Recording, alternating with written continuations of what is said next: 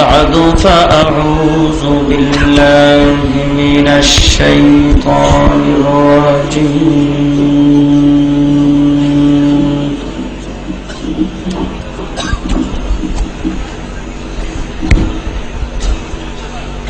بسم الله الرحمن الرحيم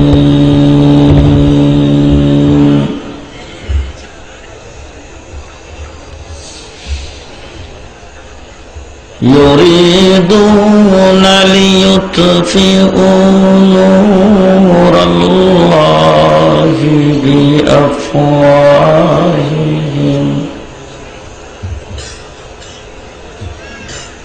والله متم نوره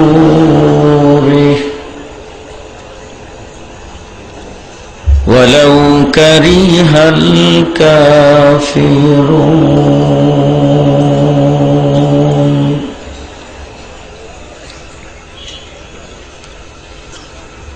صدق الله مولانا العظيم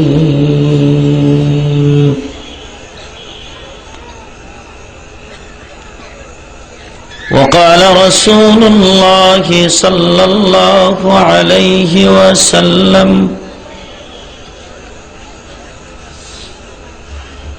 من عاد لي وليا فقد آذنته بالحرب وقال عليه الصلاة والسلام من يريد الله به خيرا يفقهه في الدين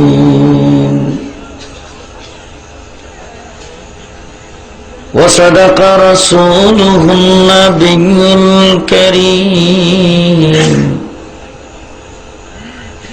ونحن على ذلك من الشاهدين والشاكرين والحمد لله رب العالمين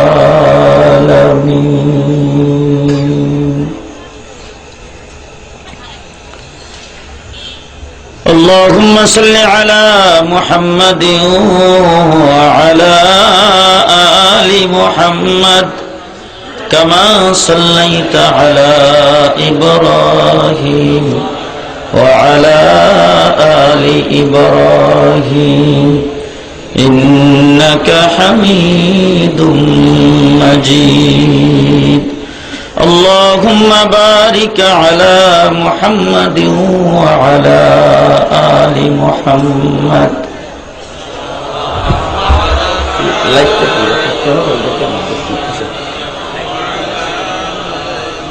লাইটটার জন্য আমি কি কথা বলবো কোথায় কোন মানুষের সামনে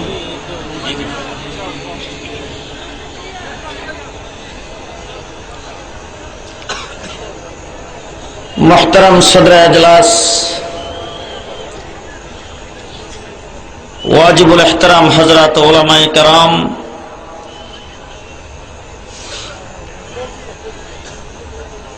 ইসলামী সমাজ কল্যাণ সংঘের নেতৃবৃন্দ আজিজ তোলাবা আজিজ নওজওয়ান সমবেত অপেক্ষমান বেরাদারান ইসলাম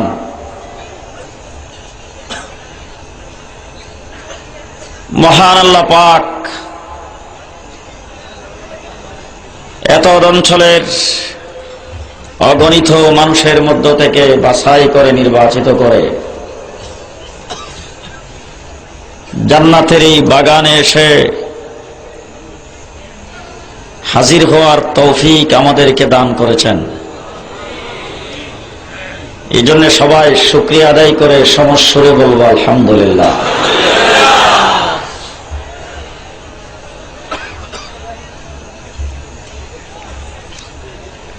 আপনারা যারা এখানে বসেছেন, আপনাদের সকলের তুলনায় আমি খুব একজন নগণ্য মানুষ।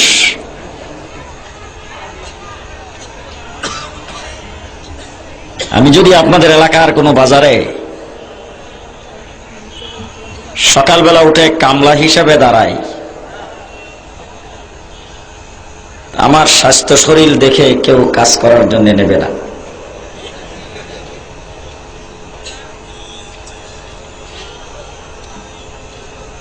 আমি এই স্টেজে যারা বক্তব্য রেখেছেন এবং আপনারা যারা এখানে উপস্থিত হয়েছেন, আমি আমার অন্তর থেকে বলতে পারি আমি আপনাদের সকলের মধ্যে এলেম, আমল, জ্ঞান, বুদ্ধির দিক থেকে খুবই নগণ্য।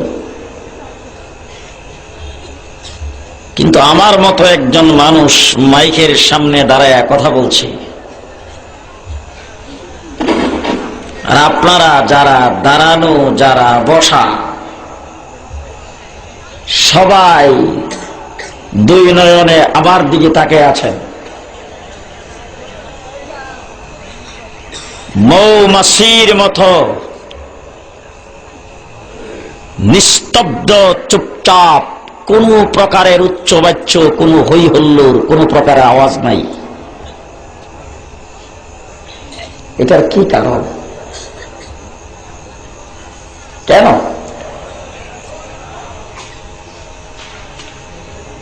আমি তো চ্যালেঞ্জ করে বলতে পারি, আজকে ঢাকার রাজধানীর থেকে তো দূরে নয়, গোটা বাংলাদেশের সর্বত্র বলেছি, আজকের এই মাহফিলে যেই মানুষ জমায়েত হয়েছে তার 10 ভাগের 1 ভাগ যদি কোথাও জমায়েত হয় কোন জনসভায়, বাংলাদেশের কোন বড় লিডার যদি আগমন করে, কয়েক দর্জন পুলিশের মাধ্যমে এইভাবে চুপ করে বসায় রাখতে পারবে না।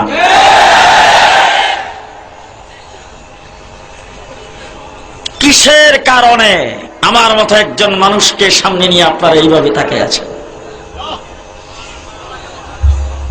কি কারণ? এই মাহফিলে বসেছেন, এটা জান্নাতের বাগান। এই বাগানে শান্তি ছাড়া অশান্তির কোনো লেশ নাই। এরপরে শর্ত কেন? এটা বলতে পারবেন, এটা বলতে পারবেন না, কি ঘটনা? কি বিশাল টঙ্গীর বিশ্ব ইজতেমা, কোথায় থেকে মাইকে কথা বলতেছে সেটাও জানে না। সাধারণ একজন মানুষ ওখানে দাঁড়ায়া কথা বলছেন, ভাই খামোশ হয়ে যাই, খামোশ হয়ে যাই, আহাম বয়ান হবে। 3 বার বলার পরে দাঁড়ানো, বসা, হাঁটা, চলা, গোটা মাঠের ভিতরে কোনো আওয়াজ নেই।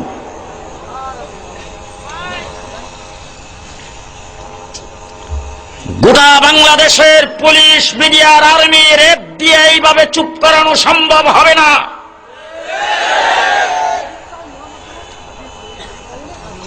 আমরা শান্তি প্রিয়, এই জন্য আমাদের কোনো মাহফিলে কোনো প্রকার অশান্তি এবং কোনো প্রকার বিঘ্নতা ঘটে না।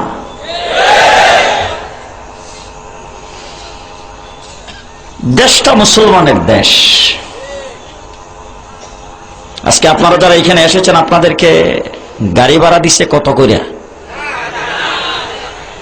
500? সভাপতি সাহেব বলেন দৈনিক জন প্রতি কত করে দিয়ে আনছেন? আপনারা ক টাকা করে পাইছেন জনে? যাওয়ার সময় মনে হয় গেইটে দাঁড়ায় প্রত্যেককে 100 টাকার একটা নোট করে দিয়ে দিবে। জি, এইভাবে মানুষগুলি এইখানে নিজের পকেটের পয়সা খরচ করে, শীতকে অপেক্ষা করে, আরামের ঘুমকে হারাম করে এখানে হাজির হয়েছেন কিসের নিশায়? লতিফ কাজ্জাবী সংসদে দাঁড়াইয়া বলছিল, ধর্মের নিশার মদ গাজার নিশা সমান। আমি বলবো আজকে এখানে যারা হাজির হয়েছেন প্রত্যেকটা মানুষ ধর্মের নিশায় হাজির হয়েছেন।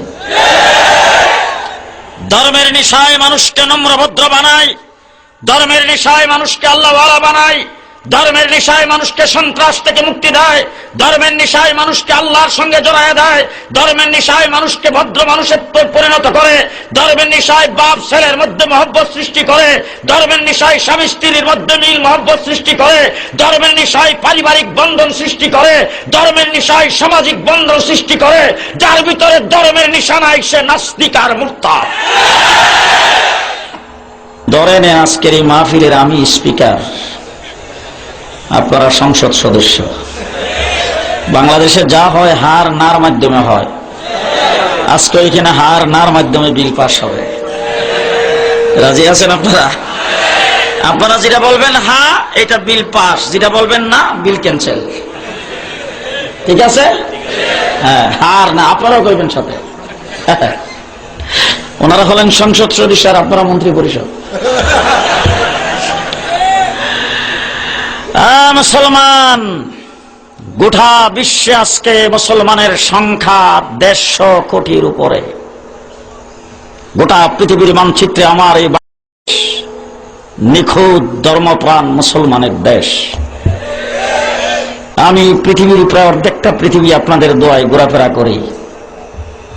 মিডল ইস্টের এমন কোন মুসলিম রাষ্ট্র নাই যেখানে আমি যাই নাই। পশ্চিমা দেশগুলোর এমন কোন শহর নাই যেখানে আমি যাই নাই। সর্বত্র সফর করে সব জায়গা ঘুরে ফিরে দেখে আমার চোখে যেটা সাক্ষী দিয়েছে, পৃথিবীর মানচিত্রে বর্তমানে 1 নম্বরের ধর্মপ্রাণ মুসলমানের দেশ হলো এই বাংলাদেশ। আপনি দেখবেন এই কোনো বাজারে যান, দোকানে যান, কোনো বাড়ি ঘরে যান, মাল নাই, ওই বাড়ির কাছে দিয়েও সুর যায় না। ঘরের বেড়া ভাঙ্গা, দরজা ভাঙ্গা, রাত্রের বেলা কুত্তা ঢুকে, সুর ঢুকে না। আপনারা কি বলেন? আর যেখানে মাল আছে এখানে দিনের বেলায় সুরের নজর, ঠিক কিনা? যেখানে মাল আছে এখানে সুরের নজর আছে না নাই? যেখানে মাল নাই সেখানে সুরের নজর।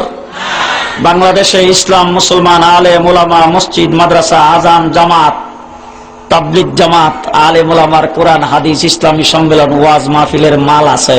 এই জন্য নাস্তিক, মুরতাদ, লতিফ সিদ্দিকী, তসলিমা নাসরিনের মতো চোর ডাকাইতের নজর আছে।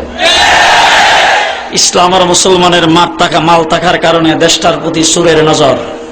এই সুরেরা বাংলাদেশ থেকে ইসলামকে উৎখাত করতে চায়। চোরেরা বাংলাদেশ থেকে ইসলামকে চুরি করতে চায়, ইসলামিক তাহজিব তামাদ্দুনকে চুরি করতে চায়, এই দেশ থেকে ইসলামকে উৎখাত করতে চায়। কিন্তু তাদের ইতিহাস জানা নাই, তাদের বাপদাদারা চেষ্টা করেছে, পারে নাই। 250 বছর ইংরেজ আমাদের দেশ থেকে ইসলামকে উৎখাত করতে চেয়েছে, পারে নাই। বাংলাদেশের গ্রামগঞ্জের জমিন থেকে কোরআন আর আযানকে বিদায় করতে পারে নাই, নামাজের জামাতকে বিদায় করতে পারে নাই। দুনিয়া সৃষ্টি হওয়ার পর থেকে হক আর বাতিলের লড়াই শুরু হয়েছে। হক আসছে সব সময় সরসামানবিহীন, তার সাথে কোনো অস্ত্র নাই, তার সাথে কোনো ক্যাডার নাই, তার সাথে কোনো সংগঠন নাই, তার সাথে কিছুই নাই। কিন্তু বাতিল সব সময় আসছে খুব শক্তিশালী আকারে। বাতিল সব সময় পরাস্ত হয়েছে, হক জয়যুক্ত হয়েছে। আপনারা জানেন হযরতে আদম আলাইহিস সালাতু ওয়াস সালাম থেকে শুরু করে হক আর বাতিলের সংঘাত শুরু হয়েছে। ইব্রাহিম আলাইহিস সালাম পৃথিবীতে আগমন করবে, নমরুদকে গণকেরা গণ্যা বলছে ইব্রাহিম নামে একটা সন্তান তোমার রাষ্ট্রে পৃথিবীতে আগমন করবে, যেই সন্তানরা পৃথিবীতে আসার পরে তোমার রাজত্ব ধ্বংস হয়ে যাবে। ইব্রাহিম আলাইহিস সালাম সম্পর্কে নমরুদ গণকদেরকে জিজ্ঞাসা করেছেন, সন্তানরা এখন কোথায়, কতটুক আসছে, বাবার পৃষ্ঠে আছে না মায়ের পেটে চলে আসছে? গণকেরা গয়না বলছে এখনো বাবার পৃষ্ঠ থেকে মায়ের পেটে আসে নাই। মন্ত্রী পরিষদ দায়িকা পরামর্শ করছে এখন কি করা যায়। সবাই মিলে পরামর্শ দিচ্ছেন, স্যার বড় সুন্দর বুদ্ধি আছে। বলে কি বুদ্ধি? মধ্যখানে একটা বিশাল বড় প্রাচীর তৈরি করেন, 2 সাইডে কিছু তাবু লাগাইয়া দেন। ওই সমস্ত তাবুগুলোতে এক সাইডে পুরুষ, আরেক সাইডে মহিলা, এক সাইডে স্বামী, আরেক সাইডে স্ত্রী। স্বামী স্ত্রী আর মেয়ে পুরুষের মিলামিশা বন্ধ করে দিলেই ওই সন্তানটার বাবার পৃষ্ঠ থেকে মায়ের পেটে যাইতে পারবে না। বাস, মধ্যখানে বিশাল বড় প্রাচীর, আর 2 সাইডে মেয়ে, এক সাইডে মহিলা, এক সাইডে পুরুষ। পাহারাদার নিয়োগ করেছেন। পাহারাদারের যিনি প্রধান তিনি হলেন মিস্টার আজর। আজরের নাম শুনছেন আপনারা? হ্যাঁ, চিনেন তো? মিস্টার আজর হইল এই সেনাবাহিনীর প্রধান। বাস পাহারা চলছে, নিশ্ছিদ্র পাহারা, কেউ দেখা সাক্ষাৎ করতে পারবে না কারোর সাথে। হঠাৎ করে একদিন বিকাল বেলা গণকেরা এসে ডাক দিয়ে, স্যার সামনের যে রাত্রটা আসতেছে রাত্রটা বড় মারাত্মক। নমরুদ জিগাই, কি মারাত্মক? বলে আমাদের গণনায় ধরা পড়ছে আজকে রাত্রেই বাবার পৃষ্ঠ থেকে মায়ের পেটে যাওয়ার সম্ভাবনা। নমরুদে আজরে ডাক দেখে, আজর শুনলা কারবার? আজর ক স্যার বলেন কি? আমিও অ্যালার্ট, আমার বাহিনীও অ্যালার্ট। নমরুদকে আজকে রাত্রে আমিও অ্যালার্ট। সিংহাসনের মধ্যে নমরুদ রাত্রের বেলা বসা, আজর তার সামনে বসা, চতুর্দিকে পাহারা চলছে। সেই পাহারার ভিতরে হঠাৎ করে রাত্র যখন 12টা-1টা বাজছে, সিংহাসনে বৈশা নমরুদ ঘুমাইতেছে। আজরের মনটা বেশি ভালো না, আবহাওয়াটা একটু ঠান্ডা ঠান্ডা ভাব। আস্তে করে উইটা মনে মনে ভাবতেছে, অনেকদিন বেগমের সঙ্গে দেখা হয় না, বেগম যে কোথায় আছে, যদি কোনো রকম একটু বের করতে পারতাম। আর বেগম ওই মহিলাদের তাঁবুতে, তারও ঘুম আসতেছে না, একবার ডাইনে আর একবার বামে করর দেয়। হঠাৎ করে উঠে দেখে তাঁবুর ভিতরে সবাই ঘুমে। আস্তে করে বাইরিয়া দেখে দরজায় যে দারোয়ান সেটাও ঘুমে। আস্তে করে বাইরিছে, বাইরিয়া খোলা আকাশের নিচে মনে মনে ভাবতেছে, স্বামী জানি কোথায় আছে, যদি একটু দেখাটা হইতো। একজন আরেকজনকে তালাশ করতে করতে নমরুদের সিংহাসনের গেইটের সামনে খোলা আকাশের নিচে, মায়ের পেটে গেছে তো যে আপনারা ঘুমাইছেন নাকি? ইব্রাহিম আলাইহিস সালাম মায়ের পেটে গেছে। হযরত ইব্রাহিম আলাইহিস সালামের ঘটনা বড় লম্বা চূড়া। কোরআনে কারিমে আল্লাহ পাক একটা সূরা নাজিল করেছেন, সূরার নাম সূরা ইব্রাহিম। লম্বা চূড়া ঘটনা বয়ান করেছেন আল্লাহ। হযরত ইব্রাহিম আলাইহিস সালাম পৃথিবীতে আগমন করেছেন। এবার ইব্রাহিমকে দুনিয়ার থেকে বিদায় করে দিয়ে ধর্মের কালো ছায়া দুনিয়ার থেকে বিদায় করে দেবে। আগুন প্রজ্বলিত করা হয়েছে, আগুনের উপর দিয়া পাখি উড়ে গেলে সেই পাখি আগুনের মধ্যে নিমজ্জিত হয়ে চলে পুরে ছাই হয়ে পড়ে যেত। হযরত ইব্রাহিম আলাইহিস সালাতু ওয়াস সালামকে সেই আগুনে নিক্ষেপ করে ইব্রাহিমকে দুনিয়ার থেকে বিদায় করে দিবে। হযরত ইব্রাহিম আলাইহিস সালাতু ওয়াস সালামের বাবা আজরকে দায়িত্ব দেওয়া হয়েছে, ইব্রাহিমকে আগুনের কাছে যাইয়া নিক্ষেপ করতে পারবে না। একটা চরকি বানানো হয়েছে, কেরিনের মাধ্যমে তাকে আগুনে নিক্ষেপ করা হবে। হযরত ইব্রাহিম আলাইহিস সালামকে বাবাকে দায়িত্ব দিছে ইব্রাহিমকে উলঙ্গ করে আগুনের মধ্যে, এই চরকির মধ্যে ফিট করে আগুনে নিক্ষেপ করার জন্য। ইব্রাহিম আলাইহিস সালামের বাবা এসে ইব্রাহিম আলাইহিস সালামের জামা কাপড়গুলি খুলে নমরুদের একটা জামা পরায়া ইব্রাহিম আলাইহিস সালামকে চরকির মধ্যে ফিট করছে আগুনে নিক্ষেপ করে দিতে। ইব্রাহিম আলাইহিস সালাম আগুনে নিক্ষিপ্ত হবে, এমন সময় জিবরাইল আমিন এসে ইব্রাহিম আলাইহিস সালামকে জিজ্ঞেস করেন, ইব্রাহিম, আমাকে আল্লাহ পাক ক্ষমতা কম দেয় নাই, আমি ইচ্ছা করলে আগুনটাকে নিভিয়ে দিতে পারি, ইচ্ছা করলে আগুনটা ধরে নমরুদের গায়ে লাগাই দিতে পারি, ইচ্ছা করলে আগুনটা দিয়া নমরুদের রাজপ্রাসাদ সব জ্বালায় দিতে পারি। আবার আগুন নিয়ন্ত্রক যে ফেরেশতা, আগুন মন্ত্রী, ওইটাও আমার সাথে আছে, যেইভাবে হুকুম দাও সেইভাবেই করতে পারবো, বলো দেখি কোন ধরনের সাহায্য চাও। ইব্রাহিম আলাইহিস সালাম জিবরাইল আমিনকে ডাক দিয়া কয়, আমার আল্লাহ কি এখন ঘুমাই রইছে? আপনারা কি বলেন, আল্লাহ ঘুমায়? জিবরাইল আমিন কোন, আল্লাহর তো ঘুম নাই, লা তাখুযুহু সিনাতু ওয়ালা নাওম, ঘুমায়ও না, ঘুমের ভাবও আসে না। বলে তাইলে আল্লাহ কি দেখতেছে আগুন যে জ্বালাইছে? বলা হ। আমাকে যে প্রস্তুত করেছেন আগুনে নিক্ষেপ করার জন্য, আল্লাহ কি দেখতেছে? বলা হ। তাইলে গেট আউট। জিবরাইলকে যখন ইব্রাহিম আলাইহিস সালাম বলছেন গেট আউট, আমার আল্লাহর দরবারে যখন পূর্ণ আত্মসমর্পণ করেছেন, আমার আল্লাহ জিবরাইল আমিনকে ডাক দেয়, জিবরাইল তুমি সরো, তোমার কাজও লাগাবো না, আগুন নিয়ন্ত্রক ফেরেশতা তুমিও সরো, তোমারও দায়িত্বে দেব না। আমি আল্লাহ পাক কেন্দ্রীয় সরকার কায়েম করব। কোন সরকার? যে কেন্দ্রীয় সরকার। জিবরাইল আমিনকেও ডাক দেয় নাই, আগুন নিয়ন্ত্রক ফেরেশতাকেও ডাক দেয় নাই, সরাসরি আল্লাহ পাক আগুনকে নোটিশ করেছেন। সুবহানাল্লাহ, এত জোরে কয়েন না যে মাঠের বাইরে থেকে শোনা যায়। কারে নোটিশ করছে? ইয়ানার, হে আগুন, হে আগুন, কুনি বারদাউ ওয়া সালামান আলা ইব্রাহিম। এই আগুন, উলামায়ে কেরাম এখানে আছে, আগুনকে আল্লাহ ডাক দিয়ে বলছেন, আগুন যতটুকু পর্যন্ত উপরের দিকে শিখা লম্বা করেছ একটু কমাইবি না, ডাইনে বামে যতটুকু সরাইছ তার মধ্যেই সীমাবদ্ধ থাকবে। রং যেই পরিমাণ ধারণ করেছ রঙের মধ্যে কোনো পরিবর্তন করবি না। দোয়া যেই পরিমাণ উঠতেছে তার মধ্যে কোনো কমাইস না বাড়াইস না। ফাত ফুট আওয়াজ যেরকম করতেছ আওয়াজের মধ্যে কোনো প্রকার এদিক সেদিক করিস না। যাবতীয় সবকিছু ঠিক রাইখা কুনি বারদাউ ওয়া সালামান আলা ইব্রাহিম, আমার ইব্রাহিমের জন্য শান্তিদায়ক ঠান্ডায় পরিণত হয়ে যা। ইব্রাহিম আলাইহিস সালামকে আগুনে নিক্ষেপ করা হয়েছে। এবার আপনাদের এলাকায় দেখেন অনেক লোকজন খুব সুখী মানুষ, বাড়ির বাহিরে বৈঠক ঘরে বৈশা, বৈঠক ঘরের বারিন্দায় বৈশা ঠ্যাং কাউরি দিয়ে দেখেন ঠ্যাং লড়ায়। হযরত ইব্রাহিম আলাইহিস সালাম আগুনের মধ্যে পড়া সুখী মানুষের মতো ঠ্যাং লড়ায়। নমরুদ দূর থেকে দেখে আগুনের ভিতরে ইব্রাহিম কত সুন্দর দিব্যে আরামে বসা। এবার ওই যারা তেল দিত, যারা লাকড়ি দিত, এরা খালি দমক দিয়ে কিছুক্ষণ পরে আগুনের দিকে মুখ করে ডাক, দেখো কিরে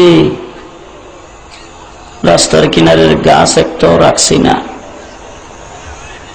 সব গাছ কাইটা হেফাজতে ইসলামের নাম দিছি। তেলের দাম বাড়াইতে বাড়াইতে 7 বার বাড়াইছি, তোরে জ্বালাইতে গিয়া জলতা সদ্দি ঠিক হয়, আবার দিহি রঙ দিটি কি আছে, ফাত ফুত আওয়াজও দিটি খো, দোয়া দিটি কি উঠতেছে। ইব্রাহিম দে আগুনে দিব্যে আরামে বসা, ঘটনা কি? জ্বলন শক্তি কমে গেছে নাকি? আমার আল্লাহ আগুন রে ডাক দিয়া কয়, ওর মতো নাফরমানের সাথে আমি কথা বলবো না, তুই কথা বইলা দে। আগুনের জবান খুলে দিয়েছেন। আগুন নমরুদরে ডাক দিয়া কয়, রেঞ্জের বাইরে কেন, একটু আগায়া দেখ, একটু সামনের দিকে আগায়া দেখ কেমন লাগে। রেঞ্জের বাইরে কেন?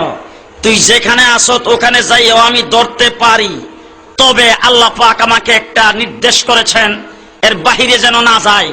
আল্লাহর নির্দেশের বাহিরে যাইতে পারতেছি না, এই কারণে আমি তোর ধরতে পারতেছি না। না হইলে একটু আগায়া দেখ মজাটা কেমন লাগে। পাওয়ার আছে না নাই? হযরত ইব্রাহিম আলাইহিস সালাম আগুনে জলসানা বাঁচছে। ইব্রাহিম যখন আগুন থেকে বাঁচছে, সংক্ষেপে বলতেছি, লম্বা চড়া ঘটনা। হঠাৎ করে একদিন ইব্রাহিম আলাইহিস সালাম রে নমরুদের ডাক দেখে, ইব্রাহিম এতদিন যুদ্ধ তোমার সাথে করেছি, তোমার আল্লাহ বড় শক্তিশালী দেখা যায়, আগুন থেকেও তোমার বাঁচাই লইল। এখন সিদ্ধান্ত নিয়েছি যুদ্ধ আর তোমার সাথে না, তোমার আল্লাহর লগে। কার সাথে যুদ্ধ? আরো জোরে কান। মুসলমান পরিষ্কার ভাষায় ভালো করে মনে রাখেন, উলামায়ে কেরাম এখানে আছে। আমার নবী মুহাম্মদুর রাসূলুল্লাহ সাল্লাল্লাহু আলাইহি ওয়াসাল্লাম পৃথিবীর শ্রেষ্ঠতম মহামানব। আল্লাহ পাক যাকে সমস্ত নবীদের নবী করে তৈরি করেছেন, আসমান জমিনের নবী করে তৈরি করেছেন, আরশ ও পরশের নবী করে তৈরি করেছেন, আব্বাল আখিরের নবী করে তৈরি করেছেন। তামাম পৃথিবীতে যত নবী আসছে সমস্ত নবীকে আল্লাহ পাক একটা সময়ের জন্য প্রেরণ করেছেন। আমার নবীকে আল্লাহ পাক আব্বালের নবী বানিয়েছেন, আখিরের নবী বানিয়েছেন। আমার রাসূল বলেছেন, আমি তখন নবী ছিলাম যখন আদম আলাইহিস সালাম পানি আর মাটিতে মিশ্রিত অবস্থায় ছিল। এবার সর্বশেষ নবী হিসাবে পৃথিবীতে আগমন করেছে। আমার আল্লাহ পাক বলেন, ও আমার হাবিব, পৃথিবীতে আপনার নবুয়তি যখন চলবে, কোন নবীর নবুয়তি চলবে না। আমি আল্লাহ যিমন ওয়াহদাহু লা শারীকা লা, আপনার নবুয়তি ওয়াহদাহু লা শারীকা লা, আমি আল্লাহর যেমন কোনো শরীক নাই, আপনার নবুয়তিরও কোনো শরীক নাই। কবরে কোন নবীর নবুয়তি চলবে না, আমার আল্লাহর রুবুবিয়ত চলবে, পাশাপাশি আপনার নবুয়ত চলবে। হাসরের ময়দানে কোন নবীর নবুয়ত চলবে না, আমি আল্লাহর রুবুবিয়ত চলবে, আপনার নবুয়ত চলবে। মিজানের গোড়ায় কোন নবীর নবুয়তি চলবে না, আমি আল্লাহর রুবুবিয়ত চলবে, আপনার নবুয়ত চলবে। ফুলসিরাতের কিনারে কোন নবীর নবুয়ত চলবে না, আমি আল্লাহর রুবুবিয়ত চলবে, আপনার নবুয়ত চলবে। আরশের ছায়ার নিচে কোন নবীর নবুয়ত চলবে না, আমি আল্লাহর রুবুবিয়ত চলবে, আপনার নবুয়ত চলবে। হাউজে কাউসারের নিকটে কোন নবীর নবুয়ত চলবে না, আপনার খতমে নবুয়ত চলবে, ফুলসেরাতের গোড়ায় কোন নবীর নবুয়ত চলবে না, আপনার খতমে নবুয়ত চলবে। জান্নাতের ভিতরে মানুষ যাওয়ার পরে কোন নবীর নবুয়ত থাকবে না, আপনার নবুয়ত চিরকাল থাকবে। সেই নবী মুহাম্মদুর রাসূলুল্লাহ সাল্লাল্লাহু আলাইহি ওয়াসাল্লাম হযরত ইব্রাহিম আলাইহিস সালামকে আল্লাহ পাক নবুয়ত দান করেছেন, মুসা আলাইহিস সালামকে নবুয়ত দান করেছেন। কুহে তুরের নিকটে মুসা আলাইহিস সালাম আল্লাহর দরবারে হাত তুলে দোয়া করেছেন, রব্বি শরহ লি সাদরি ওয়া ইয়াসসির লি আমরি। আল্লাহ আমার সিনাটাকে প্রশস্ত করে দাও, আল্লাহ আমার জবানটাকে পরিষ্কার করে দাও। আর আমার নবী নবুয়ত পাওয়ার আগে, চাওয়ার আগে, সবকিছু করার আগে আল্লাহ নিজের থেকে ডাক দিয়ে বলেন, আলাম নাশরাহ লাকা সাদরাক, হে নবী আপনার সিনাকে আমি প্রশস্ত করে আপনাকে দুনিয়াতে তৈরি করেছি। তাহলে যেই নবী মুহাম্মদুর রাসূলুল্লাহ সাল্লাল্লাহু আলাইহি ওয়াসাল্লাম হযরত ইব্রাহিম আলাইহিস সালাম নমরুদ যখন বলেছে যুদ্ধ এখন তোমার আল্লাহর সাথে, তখন ইব্রাহিম আলাইহিস সালাম বলেন, ঠিক আছে আপনি আল্লাহর সাথে যুদ্ধ করেন, আল্লাহ আপনার সাথে কি ব্যবহার করবেন সেটা আল্লাহ জানেন। আর এই উম্মতের জন্য আল্লাহ পাক বলে দিয়েছেন আমার নবীকে, ও নবী ভালো করে শুনে রাখেন, মান আদালি ওয়ালিয়ান ফাকাদ আযানতুহু বিল হক। এই বাংলাদেশে, এই পৃথিবীতে যারা আমার বান্দাদের সাথে, আমার প্রিয় বান্দাদের সাথে, আল্লাহর ওলিদের সাথে যারা দুশমনি করবে, আমি আল্লাহ তাদের সাথে যুদ্ধ ঘোষণা করি।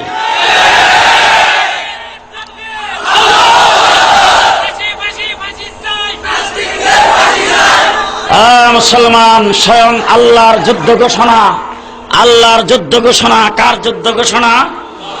আরো জোরে বলেন, কার যুদ্ধ ঘোষণা? স্বয়ং আল্লাহ পাকের যুদ্ধ ঘোষণা। আমার নবী বদরের যুদ্ধে আল্লাহর দরবারে হাত উত্তোলন করেছেন। আল্লাহ 313 জনকে সরসামানবিহীন, অস্ত্রবিহীন, আল্লাহ তলোয়ারবিহীন, আল্লাহ তাদের পেটে খিদা, সকালবেলা ভালো করে নাস্তা খাইতে পারে নাই, এই মানুষগুলিকে নামাই দিচ্ছি। আল্লাহ যুদ্ধের ময়দানে 1000 তলোয়ার, 1000 ঘোড়া, 1000 যোদ্ধা, তাদের শক্তিশালীদের মোকাবেলায় তারা 313 জন যদি শেষ হয়ে যায়, আল্লাহ তোমার নাম লেনেওয়ালা তো কেউ থাকবে না।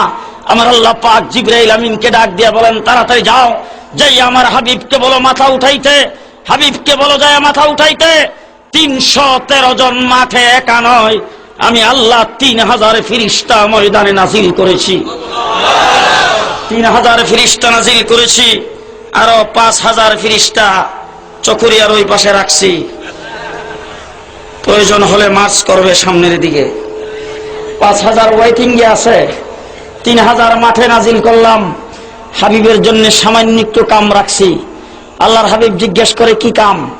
বলে, হুজুর একটু সামান্য কাম, একটু এক মুষ্টি বালি হাতে নেন, নিয়া বালিগুলি সামনের দিকে মারেন, মারা আপনার কাম, বাকিটা আল্লাহর কাম। ঘুমাইছে? সুবহানাল্লাহ কইলেন না? জি। নমরুদে ডাক দিয়ে ইব্রাহিম আলাইহিস সালামকে, যুদ্ধ এখন তোমার আল্লাহর সাথে। ইব্রাহিম আলাইহিস সালাম নামবা একটা শ্বাস টান দিয়ে বাঁচছি আমি, কারণ পেকুয়া বাজারে গেল, আমার খালি টেনশন, পেছন দিক দিয়ে কোন ধান্দা কি করেন ঠিক নাই। যুদ্ধ যদি আল্লাহর সঙ্গে হয়তো আমার তো কোনো চিন্তাই নাই। বাস নিশ্চিন্তা হযরত ইব্রাহিম আলাইহিস সালাম যখন যাইতেছে, নমরুদে ডাক দিয়ে, তোমার আল্লাহর টেলিফোন নাম্বার আমার কাছে নাই, ঠিকানাও জানি না কোথায় থাকে, তো তোমার আল্লাহর সঙ্গে তোমার যেহেতু যোগাযোগ, তুমি একটু তোমার আল্লাহর সঙ্গে কথা কইয়া দিন তারিখটা ঠিক করে ফেললে ভালো হয়।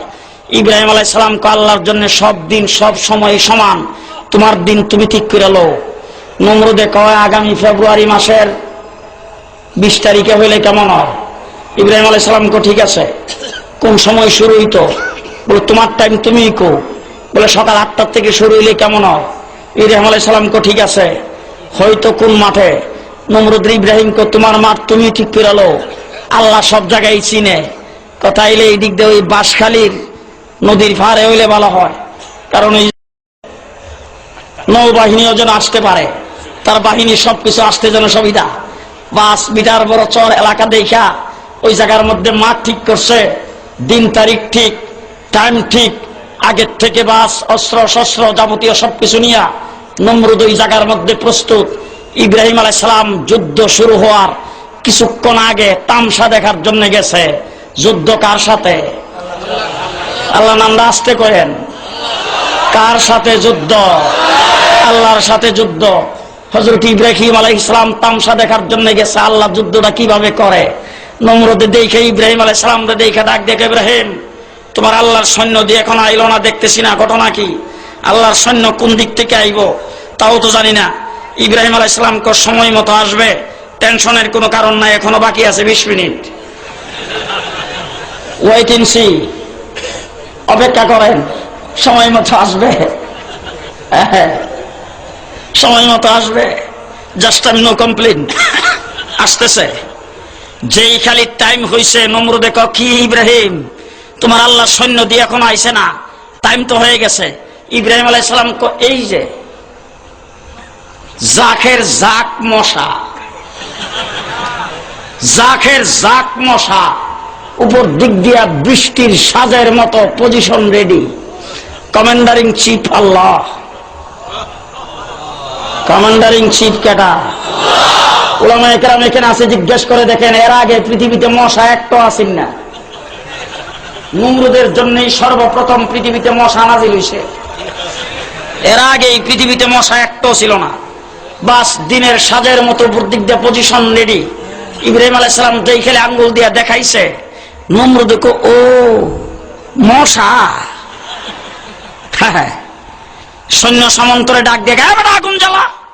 হে মনে করছে আগুন জ্বালালি তো মশা শেষ। বুঝেন নাই ব্যাপারটা? আগুন জ্বালালি তো মশা, গোল করে দোয়া দিলে মশা জায়গা।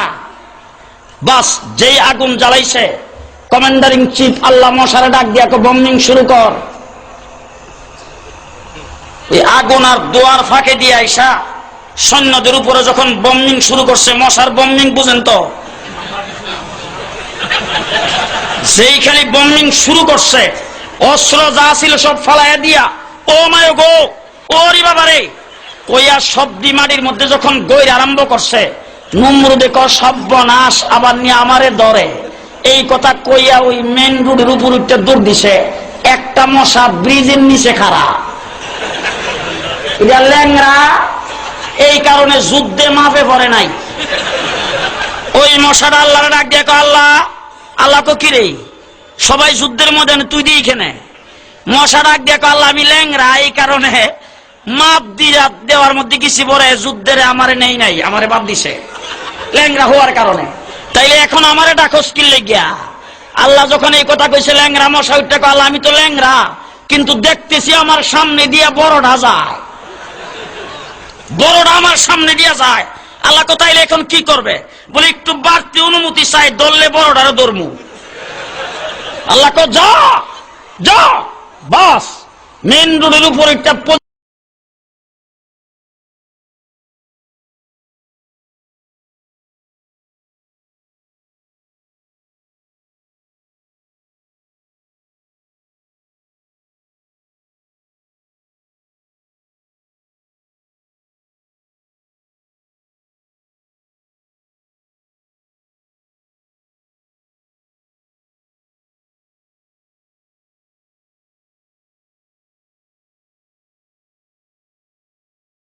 পজিশন মতো দাঁড়াইছে, আর নমরুদ যখন দূর দিছে, নাকে দিয়ে দুইখা কতক্ষণ পরে পরে খালি যেই কামড়টা দে, নমরুদ কো ইস। মন্ত্রী পরিষদের সদস্যরা কো স্যার কি হইছে? এই কি হইছে কইস না, মাথার ভিতরে জানি কি কামড় দে। গো স্যার থাপ্পড়টা যে দেন কেমন লাগে? হ্যাঁ কিছুটা ভালো লাগে। কো তাইলে স্যার আর আপনি নিজ হাতে তাফরাইবেন কত? একজন লোক ঠিক করেন, 10,000 টাকা মাথায় বেতন দিবেন, কতক্ষণ পরে পরে খালি তাফরাইব। লোক একটা ঠিক করে আনছে তাফরাইবার জন্য।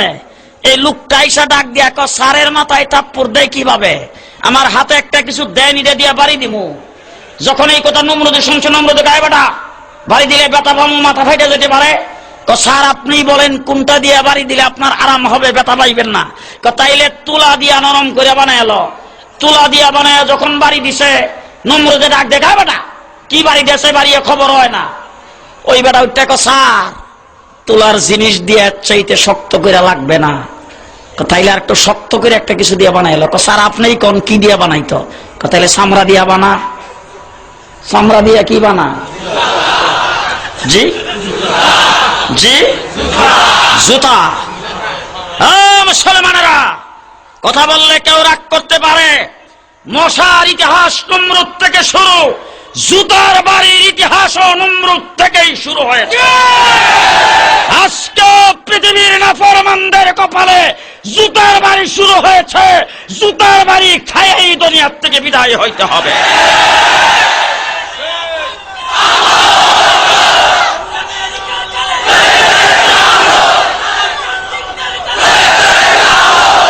মুসলমানেরা, জুতার বাড়িও নমরুদ থেকে শুরু, মশাও নমরুদ থেকে শুরু। জুতার বাড়ি খাইতে খাইতে যে বাড়ি দেয়া হয়ে গেছে বিরক্ত হইয়া, মানে ওর লোকের ব্যবহার বেশি ভালো করে না। আপনাদের দেশে কি কই জানি না, আমাদের দেশে কই বেন্দা, লাঠি না, ওই যে দরজা যে লাগা, দরজার মধ্যে ধরে খিল খিল বাড়ি বাড়ি। হ্যাঁ, এরকম মোটা শাড়ি কাঠের একবারে, এটা লয়া খারা, যে খালি উফ কইছে একটা বাড়ি দিছে, মাথাটা দুইটা ভাগ হয়ে গেছে। মশা যে ভিতরে বসা ছিল, বুম, মশার কামড় খাইয়া, জুতার বাড়ি খাইয়া নমরুদ দুনিয়ার থেকে বিদায়। ইব্রাহিম আছে তো? জি, এখনো আছে। হ্যাঁ, আছে না? হ্যাঁ, মুসলমান, পৃথিবীর কোন জায়গায়, কোন দেশে, পৃথিবীর কোন শহরে আজ পর্যন্ত কোথাও নমরুদ দিবস পালিত হইতে কেউ শুনছেননি? নমরুদ দিবস আরো জোরে কান। স্বাধীনতা দিবস, বিজয় দিবস, ভাষা দিবস, বিশ্ব ভালোবাসা দিবস, বেহায়া দিবস, কত দিবস পৃথিবীতে পালন হয়।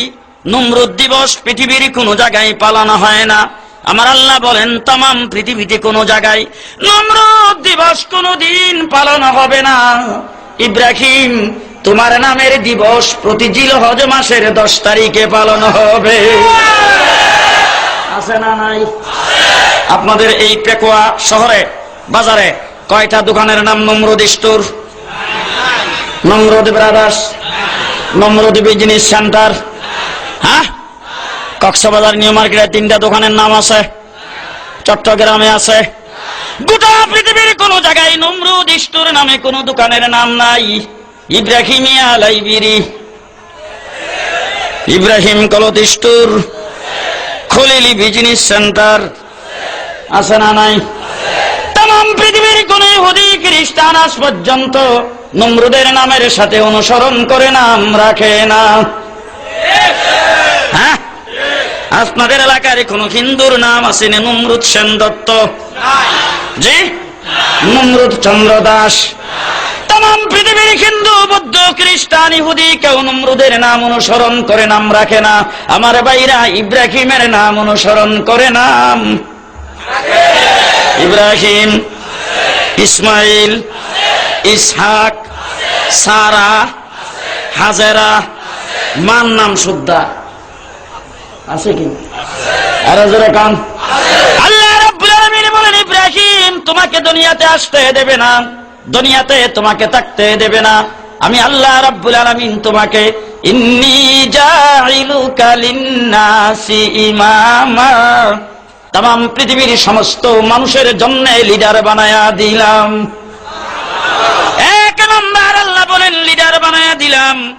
2 নম্বরে আল্লাহ রাব্বুল আলামিন ডাক দিয়ে বলেন, ইব্রাহিম মিল্লাতা আবিকুম ইব্রাহিম, তাম বিশ্ব মুসলিমের জন্য তোমাকে জাতির পিতা বানায়া দিলাম। হ্যাঁ ইব্রাহিম, তোমাকে জাতির পিতা বানাইছি। বিশ্ব মুসলিম ভালো করে শুনে রাখো, কোনদিন সংসদে বিল পাশ করতে হবে না, বিরোধী দল কোনদিন এর বিরুদ্ধে হরতাল আহ্বান করবে না।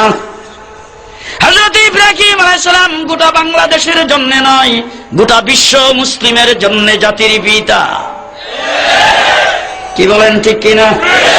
বিশ্ব মুসলিমের জাতির পিতাকে হ্যাঁ আল্লাহ রাব্বুল আলামিন বলেন, ইব্রাহিম, তোমাকে নিদর্শন করে রেখেছি।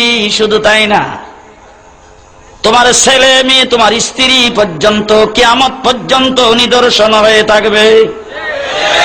ঠিক কিনা কম? আছে না নাই? হ্যাঁ, মুসলমান, ইব্রাহিম আলাইহিস সালাম সরু সামানবিহীন সবচেয়ে বড় শক্তিধর নমরুদ আল্লাহ পাক তাকে দুনিয়ার থেকে বিদায় করে দিয়েছেন। হযরতে মূসা আলাইহিস সালাতু ওয়াস সালাম দুনিয়াতে আসবার আগেই ফেরাউন অর্ডিন্যান্স জারি করেছেন, বনী ইসরাইলের গরজে সন্তান জন্মগ্রহণ করবে, এই সন্তানকে পৃথিবীতে থাকতে দেওয়া যাবে না। বলে কি করা হবে? বনী ইসরাইলের সন্তান হইলেই মেরে ফেলবে। আমার আল্লাহ রাব্বুল আলামিন ইব্রাহিম আলাইহিস সালামের মতো মূসা আলাইহিস সালামকে কিভাবে লালন পালন করেছেন দেখেন। আমার আল্লাহ ডাক দিয়ে ওয়াহিনা ইলা উম্মি মূসা, মূসার মার কাছে আমি ওহী নাযিল করেছি, হ্যাঁ মূসার মা, তোমার সন্তান লালন পালন করতে যদি তোমার ফেরাউনের ভয় হয়, ফেরাউনে তোমার বাচ্চাটাকে ধরে নিয়ে অন্যান্য সন্তানের মতো মেরে ফেলবে, আমি আল্লাহ রাব্বুল আলামিন তোমাকে বলে দিলাম একটা বাক্সের ভিতরে ঢুকায়া সন্তানদারে তুমি কর্ণফুলী নদীতে ভাসাইয়া দিও। কর্ণফুলী না কইলে আপনারা বুঝবেন না, লেগে কইলাম মাতামহরি হয়, সাগরে ভাসাইয়া দিও। ওই সাগরে বাচ্চাটাকে লালন পালন করে আমি আল্লাহ পাক আবার তোমার কোলে ফিরিয়ে দিব। হযরত মূসা আলাইহিস সালামের মা বাঙ্গা ঘর, বাঙ্গা বেড়া, বাঙ্গা দরজা, সেই ঘরের মধ্যে থাকে। রাত্রের বেলা সন্তান জন্ম হয়েছে, সকালবেলা উঠা গোয়েন্দা বাহিনীর লোকজনের নজরে পড়বে, এই জন্য রাতারাতি একটা বাক্স তৈরি করে বাক্সের ভিতরে সন্তানদারে ঢুকায়া দিছে সাগরে ভাসায়া। এখন মা যদি সন্তানকে সাগরে ভাসায়া দেয়, মার মনটা খুব মানে তো, জি মনটা মোটেও মানে না। মূসা আলাইহিস সালামের একটা বইনা ছিল, ওই বইন্দারে কইছে তুই সাগরের পারে পারে যা, আমার সানের বাক্সটা কোথায় যায় লাগে একটু নজর রাখ। দেখে বাইশা যাইতেছে, কিছু দূর যাওয়ার পরে দেখে সাগর থেকে একটা ট্যানেল, খাল খাল খাল চিনেন তো, ট্যানেল, ওইটা কাইটা নিচে ফেরাউনের বাড়ি পর্যন্ত লঞ্চ বিরাইবার জন্য। ওইটার মধ্যে কোনো স্রোত নাই, ওই যে ট্যানেল কাইটা নিচে আসল সাগরে দিয়া না বাইশা না যায়া ট্যানেল দিয়া বাক্স রওনা হইছে। মূসা আলাইহিস সালামের বইনের দিকে হুঁশ নাই। হাই হাই রে, যার বয়ে পানিতে ভাসায় দিল হের বাড়ির দিকে দি যা, ঘটনাটা কি? কিছুক্ষণ পরে ফেরাউনের বাড়ির গোয়েন্দা বাহিনীর লোকজনে দেখছে, দেখা যায় এক স্যার মনে হয় কোন একটা বোম তুমাইতাছে, কি জানি একটা আইতাছে। আইসা দাঁড়াইছে জেডির উপরে, ফেরাউনও খাড়া, বাহিনী সব খাড়া। যেই নিকটে আইছে ফেরাউনকে উড়াও, সতর্কতার সাথে উড়াইছে। উঠাইবার আরো জোরে কোন মেকসক কানা জীবন কোনদিন নবী হইতে পারে না। মির্জা গোলাম কাদিয়ানিও নবী, আরো জোরে কোন নবী হতে পারে না।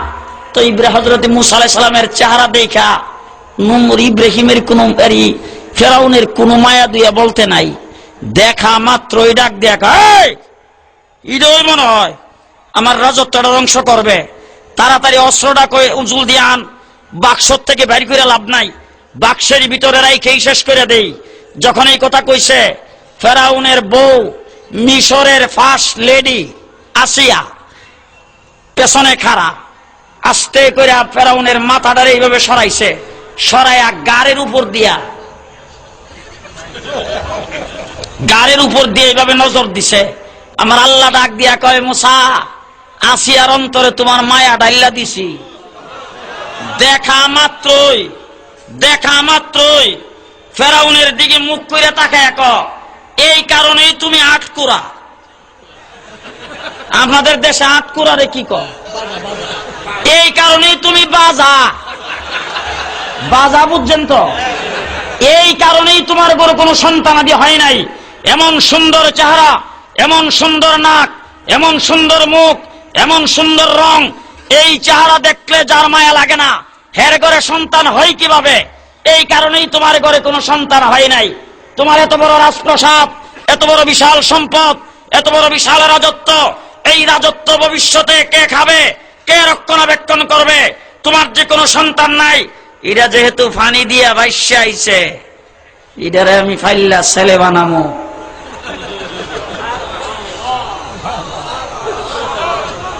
খালি ফেরাউন খালি মুখটার একটু ফিরাইছে।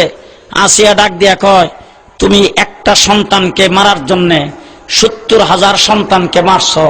তুমি যেইভাবে সন্তান মারতেছ, তুমি যদি কইতা যে একটা সন্তান ফালক ফালবা, তোমারে এই জগতে কেউ ফালকও দিত না। তাইলে এই সন্তানটা যেহেতু ফানি দেবে সেইছে, এটা লাওয়ারিস, এটারে আমরা ফাইল্লা ছেলে বানামো, এটার যেহেতু কোনো ওয়ারিস নাই। ফেরাউনে মাথা নিচের দিকে যায় আর ঠিক আছে ফালো ফালো ফালো, তোমার লগে আর ফাললাম না।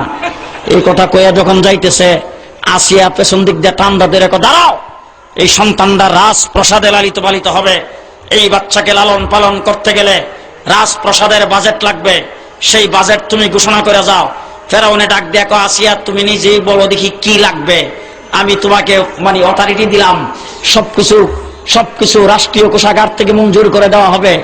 আসিয়া উঠতে কয়েকটা দুধ মা ঠিক করবো, যেই মারে মাস গেলে 10,000 টাকা বেতন দিবা, টাকা খাওয়া সব ফ্রি দিবা, বছরে 3টা বোনাস দিবা। ফেরাউনে তো বিল পাস। এবার রাষ্ট্রের ভিতরে ঘোষণা করে দিয়েছেন, ফেরাউনের বাড়িতে একটি বাচ্চা লালিত পালিত হবে। এই বাচ্চাকে দুধ পান করাইয়া যেই মা লালন পালন করবে, সেই মাকে মাস গেলে 10,000 টাকা বেতন, টাকা খাওয়া সব ফ্রি, বৎসরে 3টা বোনাস। আপনাদের এই পেকোয়া, এই বাঁশখালী আর মহেশখালীর মায়া লোক একটাও বাকি নাই, সব যায় বঙ্গভবনের এখানে লাইন ধরছে। এবার ওই রেড পুলিশে লাইন সোজা করতেছে, আসিয়ার কুলে বাচ্চাটা। আর আসিয়া ঘোষণা দিছে, যার দুধটা একবারে হাত পাও নাইরা তারপরে কটকট করে পান করবে, তারই চাকরি হবে। একজন করে আইতেছে ইন্টারভিউ দেওয়ার জন্য। আল্লাহ মুসা আলাইহিস সালাম নবী, এটা যার তার দুধ খাইব? হ্যাঁ, মুসা আলাইহিস সালাম ঠোঁট যে বন্ধ করছে, এটা আর খুলেই নাই, আঙ্গুল দিয়া গুথায় গাথায় শেষ। একজনের দুধও ধরে নাই, একজনের দুধে একটা টানও দেয় নাই। মুসা আলাইহিস সালাম আসিয়ার কুলে হাই কানতেছে। সমস্ত মহিলা ইন্টারভিউ দিয়া ফেল কইরা সবাই যখন বিদায় হয়ে গেছে, বাচ্চাটারে কুলে নিয়ে আসিয়া, আই হাই হাই রে, কি কাম করলাম রে, দায়িত্ব নিয়েও টেকলাম রে, হাই রে কি খাওয়া ভালম রে, কাহারও দুধ খাই না রে, এরকম খালি কইতেছে। এমন সময় মুসা আলাইহিস সালামের বোন যে নদীর পারে পারে গেছেন, মনে আছে আপনাদের? ওই গাছের নিচে খাড়াইয়া সারাদিন তামসা দেখছে। যখন দেখছে সবাই ইন্টারভিউ দিয়ে চলে গেছে, আস্তে করে সামনে এক খালাম্মা, চাচি আম্মা, আমার কাছে একটা মায়া লোকের খবর আছে, ওই মায়া লোকের দুধ দেখছি সব বাচ্চারাই খায়। আসিয়া উঠতে সমস্ত রাষ্ট্রের মহিলা, আমার তো আন্দাজ হচ্ছে এই রাষ্ট্রের কোন মহিলা বাকি নাই, সমস্ত মহিলা এখানে আসছে। যাদের স্তনে দুধ নাই, হিডেও আইছে, যদি কানারটা কোল্লাইগা যায় বুঝেন না কারবার, হিডেও ইন্টারভিউ দিতে আইছে। তুমি দেখ কি কইলা, এই মহিলাটা কি আসে নাই এইখানে ইন্টারভিউ দেওয়ার জন্য? মুসা আলাইহিস সালামের বইনিতে কয়, এই মহিলাটা পেকুয়ার সম্ভ্রান্ত বংশ পরিবারের, ওই বংশের কোন মহিলা কোনদিন গ্রামীণ ব্যাংকে আর ব্রাকের সমিতিতে জীবনও গেছে না। যখন এই কথা কইছে, আসিয়া পকেটে হাত দিছে, বলে রিক্সা ভাড়া লইয়া দূর দৌ, তাড়াতাড়ি যাই নিয়ে আসো। মুসা আলাইহিস সালামের বইনিটা কয়, রিক্সা ভাড়া লাগতো না, আমি যাইয়া বইলা দেখতে পারি, মনে হয় না আসে যে। কথা বুঝছেন তো? আসবে যে মনে হয় না, তার কারণ হলে পর্দার ভিতরে থাকে, বাড়ির ভিতর থেকে বের হয় না। মুসা আলাইহিস সালামের বোন দৌড়ে গেছে কার কাছে? হ্যাঁ, মাকে যায় বলছেন, মা, আল্লাহ রাব্বুল আলামিন মনে হয় তোমার জন্য, তোমার 14 গোষ্ঠীর জন্য দরজা খুইলা দিয়েছে, আসো গো মা। নিজের সন্তান যেটা কখনো বুঝাইবা না। মা, সন্তান যখন কাঁদতে থাকবে, তুমি যে মা সেটা যেন না বুঝে, মা গো সিনা মানুষের মতো ব্যবহার করবা, বুঝবাস করে কথাবার্তা বলবা, সকল দরজা খুইলা যাবে। মারে যখন নিয়ে গেছে, মা যায় বাচ্চাটা কোলে নিছে। কার কোলে গেছে? দুধ দেওয়া লাগে তো, দেওয়া লাগে। হ্যাঁ, যেই খালি মা কোলে নিছে, দুধ কোনখানে আছে তালাশ করতে শুরু করছে।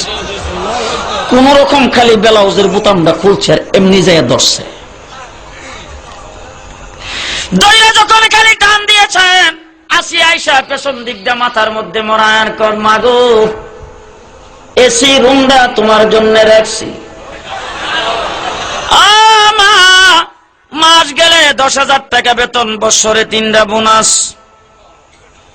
মুসা আলাইহিস সালামের মা বাচ্চাটাকে টান দিয়া দুধের থেকে সরায় ধরো ধরো ধরো ধরো ধরো ধরো, তোমার বাড়ির বাচ্চা লালন পালন করার জন্য আমাকে এই বাড়িতে চাকরি করা লাগবে। আমার 14 ফিরি পর্যন্ত চাকরি করছে মহিলা ইতিহাসে নাই। আসিয়া হইতে 10,000 না হইলে 15,000, মুসার মা হইতে 30,000 দিলেও না। মা 3টা বোনাসে না হইলে 6টা বোনাস দিমু। মুসার মা হইতে 12 মাসে 12টা বোনাস দিলেও না। আমার বংশের মায়া লোক চাকরি করে না, এই কামই আমরা করি না। মুসলমান কিতাবে আসছে মুসা আলাইহিস সালামের মা খালি খ্রিস্টান দেয়, আসিয়া খালি দরবারায়। হঠাৎ করে ডাক দিয়া তোমার দুধ ছাড়া তো আর কাহারো দুধ খায় না, এই বাচ্চাটা কি না খায় মরে যাবে, দেখো না কিভাবে কাঁদতেছে, তোমার কি একটু মায়া লাগে না, দেখো না কি সুন্দর চেহারা। মা তোমার কি একটু মায়া দয়া লাগে না? মুসার মা উঠটা মায়া দিয়া কি করবো, আমার বংশের মায়া লোক তো কোথাও চাকরি করে না। মুসলমান আজকে মায়া লোকদেরকে রাস্তায় নামে দিছে অধিকারের নামে। আমি জিজ্ঞেস করতে চাই, অধিকার আদায় হইল না দায়িত্ব আদায় হইল? অধিকার আদায় হইছে না দায়িত্ব আদায় হইছে? জি মা বোনেরা, তুমিও মাস্টার, একজন পুরুষও মাস্টার। পুরুষের দায়িত্ব মাস্টারি করা, সেই দায়িত্ব তোমারে দিছে, তোমার অধিকার আদায় হয় নাই, দায়িত্ব আদায় হয়েছে, ঠিক কিনা কম? মহিলারা, একজন পুরুষের কাজ হলো রাস্তার কিনারে মাটি কাটা, রাস্তার মাটি কাটা, ইট ভাঙ্গা, পাথর ভাঙ্গা। তোমাকে এখন ইট ভাঙ্গার পাথর ভাঙ্গার মধ্যে লাগাইছেন, অধিকার আদায় হয় নাই, দায়িত্ব বাড়াইয়া দেওয়া হয়েছে, ঠিক কিনা কন? অধিকার হইছে না দায়িত্ব হইছে? আরো জোরে, আরো জোরে। অধিকার কারে কাকে বলে অধিকার? আপনি যদি আপনার বড় ভাইয়ের কাছে বাবার সম্পত্তির সমান পান, আর আপনাকে যদি বড় ভাই না দেয়, এরপরে যদি এলাকার সর্দার মাতবররা যদি মিটিং করে আপনাকে এই সিদ্ধান্ত করে তুমি 1 বছর পর্যন্ত বড় ভাইয়ের জমি জামাতে বড় ভাইয়ের দোকানে কাজকর্ম করবা, তারপরে তোমাকে এইটুক অংশ দেওয়া হবে, এইটা কি আপনার দায়িত্ব আদায় হইল? আপনার অধিকার আদায় হইল? আরো জোরে, কোন অধিকার আদায় হইল নাকি তোমার দ্বারা আরো দায়িত্ব পালন করাইল? ঠিক না বেঠিক? ও মা বোনেরা, তোমাদের আকলের মধ্যে, তোমাদের ব্রেইনের মধ্যে গুণে ধরে ফেলছে, তোমরা আসলে বুঝতে পারো নাই অধিকার কাকে বলে, দায়িত্ব কাকে বলে। ইসলাম তোমাদেরকে অধিকার দিয়েছে, ইসলাম তোমাদেরকে দায়িত্ব দেয় না, অধিকার দিয়েছে, ঠিক না বেঠিক? পরিষ্কার চ্যালেঞ্জ করে বলতে পারি, আজকে আমার বাংলাদেশে আমরা যখন হেফাজতে ইসলামের আন্দোলন করি, বাংলাদেশের সর্বশ্রেষ্ঠ আলেমে দ্বীন আল্লামা আহমদ শফী সাহেবকে তেতুল হুজুর বলে গালি দেওয়া হয়েছে। পরিষ্কার কথা বলে যাচ্ছি, ভালো করে মনে রাখেন, আমরা নারী অধিকারের বিরোধী নয়। ইসলাম নারীর যে অধিকার দিয়েছে, পৃথিবীর কোন জাতি সেই অধিকার দিতে পারে নাই। ইসলাম নারীদেরকে জিন্দা কবর দেওয়ার থেকে উঠেছেন, ঠিক কিনা জোরে কান? আমার নবী যেই জমানায় পৃথিবীতে আগমন করেছে, আমার মা বোনেরা শৈল, তোমাদেরকে জিন্দা কবর দেওয়া হতো। আমার রাসূল এসে তোমাদের সম্পর্কে ঘোষণা করেছেন, 3টা মেয়ে সন্তান জন্মগ্রহণ করলে তার মা বাবার জন্য আল্লাহর জান্নাত। সুবহানাল্লাহ, আস্তে কোন? 3টা হয় নাই, 2টা হয়েছে। রাসূল বলেন 2টার জন্য জান্নাত। একজন সাহাবী আয়েশা কো, হুজুর আমার হইছে 1টা, রাসূল কো 1টার জন্য জান্নাত। মেয়ে সন্তান জন্মগ্রহণ করলে জান্নাতের খুশখবরি দিয়া রাসূল দাম বাড়াইছে না কমাইছে? আর জোরে কান, বাড়াইছে না কমাইছে?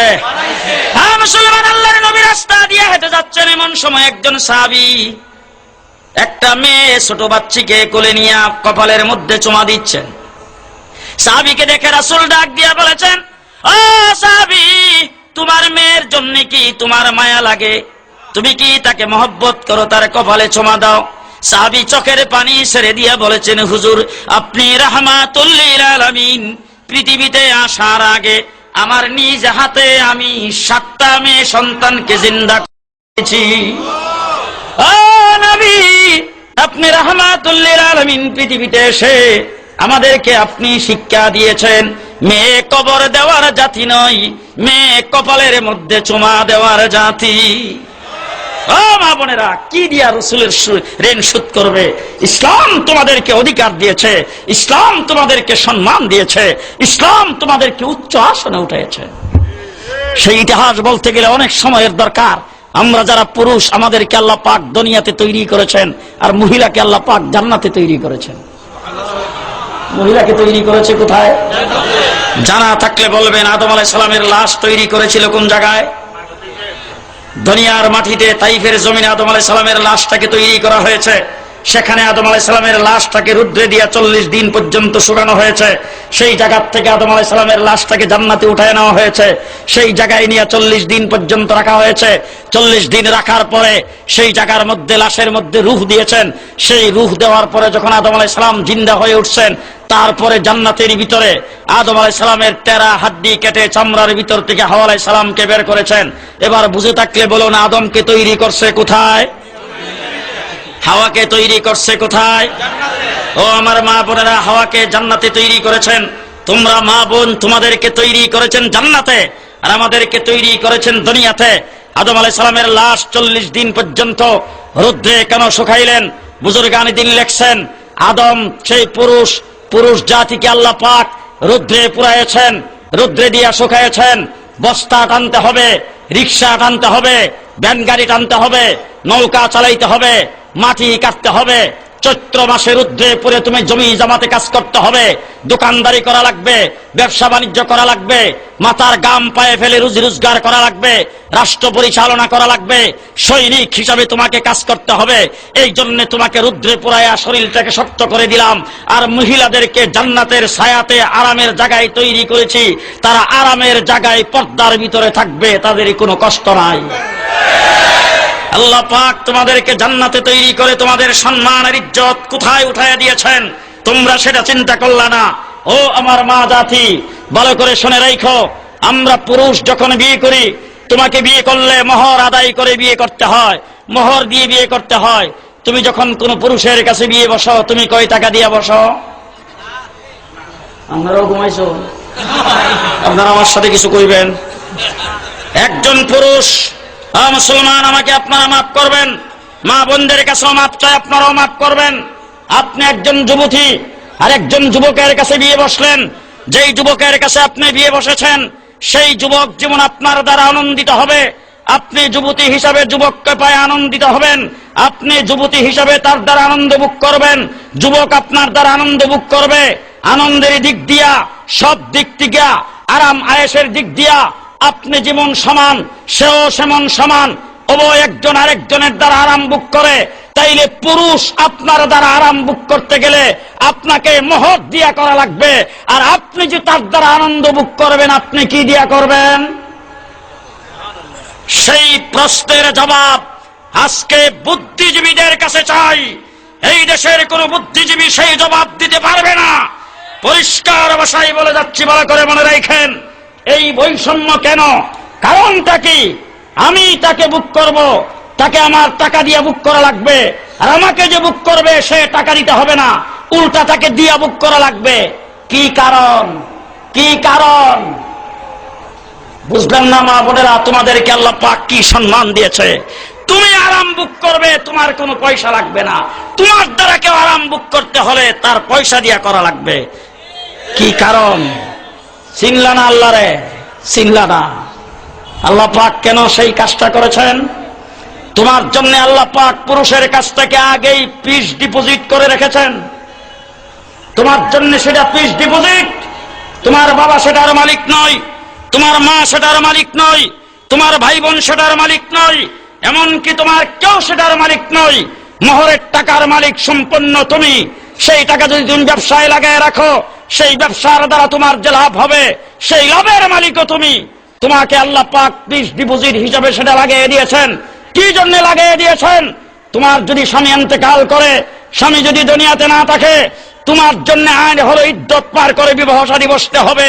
আর স্বামী, তুমি যদি মারা যাও, তোমার স্বামী সাথে সাথে বিবাহ করতে পারে। এখন তোমার স্বামী মারা যাওয়ার পরে তোমার যদি ভরণ পোষণের দায়িত্ব নেওয়ার মতো কেউ না থাকে, তুমি কোথায় মাথা গুজাবে? এই জন্য আল্লাহ পাক বিয়ের সময় ফিক্সড ডিপোজিট হিসাবে তোমার জন্য মোহর লাগাইয়া দিয়েছেন। চিনলানা আল্লাহ কি বিধান কায়েম করেছে, চিনলানা রাসূল তোমাকে কি দিয়েছেন। ও আমার মা বোনেরা, রাস্তায় স্লোগান দিয়ে নেমে গেছো, বাঁচার মতো বাঁচতে চাই। আমার আল্লাহ ডাক দিয়া কয়, বাঁচা তোর আর কপালে নাই, মরার মতো মরবে। রাস্তার মারি কাটতে হবে, ইট ভাঙতে হবে, পাথর ভাঙতে হবে, আর রাস্তা গাড়ে এসিড খাইতে হবে, রানা প্লাজার মতো দস্যা মরতে হবে। মরা তোদের কপালও, বাঁচা তোদের কপালে নাই। পরিষ্কার ভাষায় বলতে চাই, আজ পর্যন্ত কোন বুরখা পরিহিতা কোন নারীর মুখে কোনদিন এসিড পড়তে দেখছেন? বুরখা পরিহিতা কোন নারী কোথাও রাস্তাঘাটে ফিজিংয়ের শিকার হয়েছে? আরো জোরে বলেন, শিকার হয়েছে?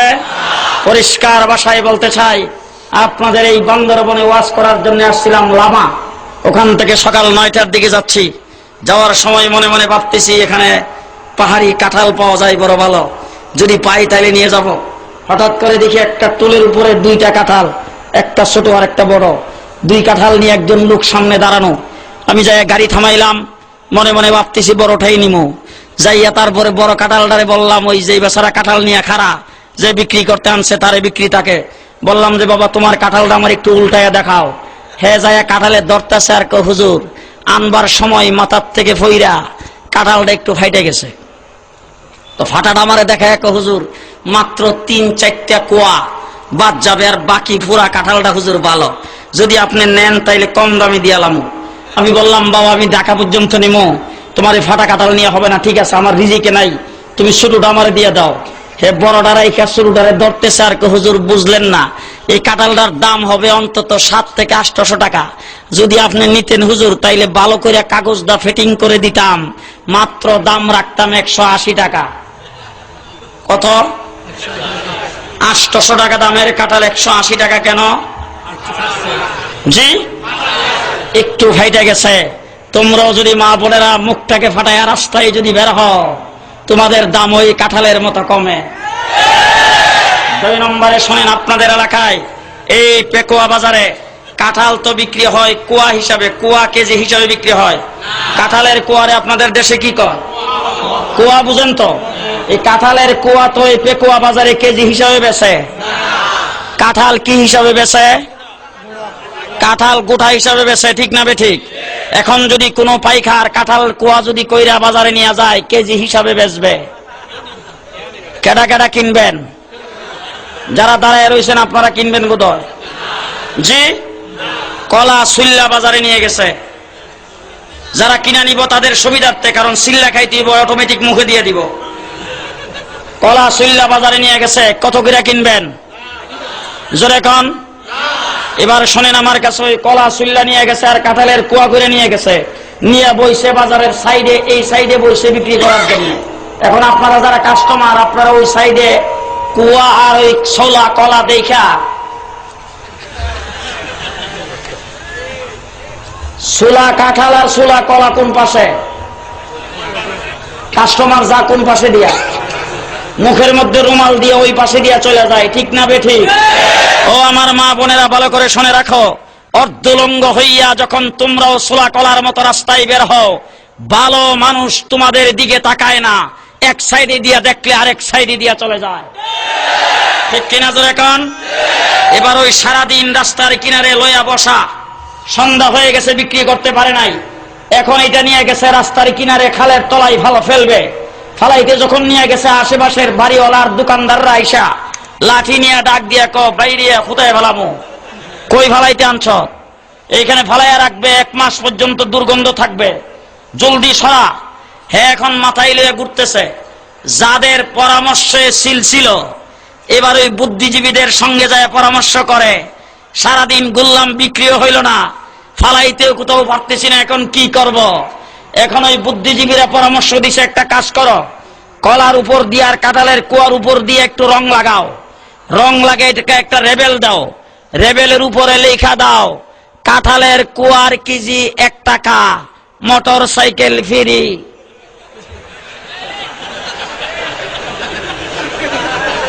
কলার দাম 1.5 টাকা খালি, টেলিভিশন ফ্রি। ঘুমাইছে? জি, কাঁঠালের কুয়ার দাম মাত্র 1 টাকা, টেলিভিশন মোটর সাইকেল ফ্রি। বাস্তব কইলাম না অবাস্তব? জি, এখন মোটর সাইকেল আর টেলিভিশন ফ্রি দীক্ষা ভালো চরিত্রবান কোন কাস্টমার যায় না। যারা মনে করে কুয়া ফেলাইয়া দেব, কলা ফেলাইয়া দেব, মোটর সাইকেল আর টেলিভিশন পাইলেই হইল, তারাই কিন্তু সেখানে ভিড় করে। ঠিক কিনা কন? সর্বশেষ কথা, ওই যে কাঁঠালের কুয়া আর কলা নিয়ে সুল্লা বাজারে নিয়ে বসছে, কাস্টমার কাছে যাই নাই, কোনো কিছু গেছে? কি গেছে? কোন মাসি গরজে থাকে ওইটা? কোন না? আপনাদের দেশে কয় জাইল্লা মাসি। পায়খানা মলমূত্রে যেই মাসি থাকে সেই মাসি সেখানে যায় বেন বেন করছে। ঠিক না বে ঠিক? আরো জোরে বলেন ঠিক না বে ঠিক? আমার মা বোনেরা, তোমরাও যদি সূরা কলার মতো বেপরদা হয়ে রাস্তায় বের হও, তোমাদের কাছে চরিত্রবান কোন ছেলে পেলেরা যায় না, লব্বখাদে লম্পট চরিত্রহীনরা তোমার পেছনে দাওয়া করে। মুসলমান, আজকে পেপার পত্রিকায় দেখলাম প্রতি ঘন্টায় বাংলাদেশে 2টা করে আত্মহত্যা হয়, শুধুমাত্র নারী গঠিত কারণে। কি কারণ? ফেসবুক,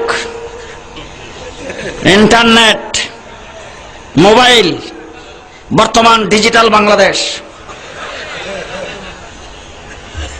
আমি পরিষ্কার ভাষায় বলছি, ডিজিটালের বিরোধী নয়। আপনারা ডিজিটালের বিরোধী? আমরা কেউ ডিজিটালের বিরোধী নই। এই বাংলাদেশে যদি ইসলাম কায়েম হয়, কুরআনী শাসন প্রতিষ্ঠা হয়, বাংলাদেশ পৃথিবীর মানচিত্রে 1 নম্বরের ডিজিটাল দেশ হবে।